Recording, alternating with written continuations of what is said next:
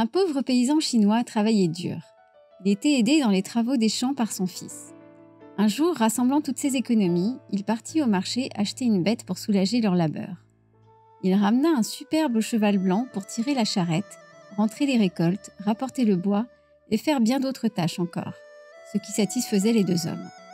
Leur voisin, voyant cela, se montra jaloux et proposa au pauvre paysan d'acheter le cheval. Le paysan répondit : « Ce cheval est beaucoup plus qu'un animal pour moi. C'est un ami, je ne veux pas le vendre. » Un jour, le cheval sauta au-dessus de la clôture et disparut. Le voisin, passant devant l'écurie vide, dit au fermier : « C'était prévisible qu'on volerait cette bête. Pourquoi vous ne me l'avez pas vendue ? Vous n'avez pas de chance. » Le paysan se montra plus circonspect. « N'exagérons rien, dit-il. Le cheval ne se trouve plus dans l'écurie, c'est un fait. Tout le reste n'est qu'une question d'appréciation de votre part.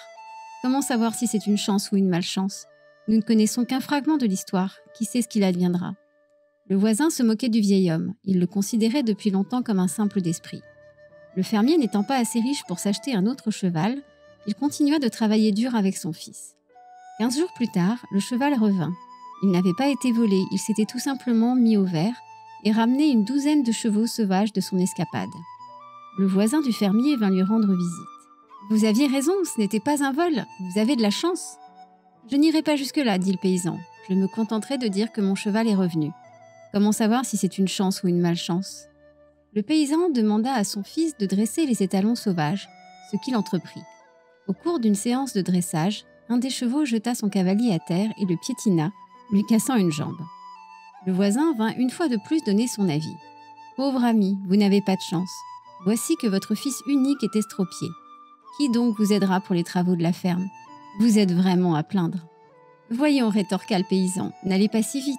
Mon fils a perdu l'usage de sa jambe, c'est tout. Qui peut dire ce que cela nous apportera ? Nul ne peut prédire l'avenir. » Quelque temps plus tard, la guerre éclata. Tous les jeunes hommes du village furent enrôlés dans l'armée, sauf le fils du pauvre paysan qui était invalide. « Vieil homme, se lamenta le voisin, vous aviez raison. Votre fils ne peut plus marcher, mais il reste auprès de vous, tandis que nos fils vont se faire tuer à la guerre. »« Je vous en prie, répondit le paysan, ne jugez pas hâtivement.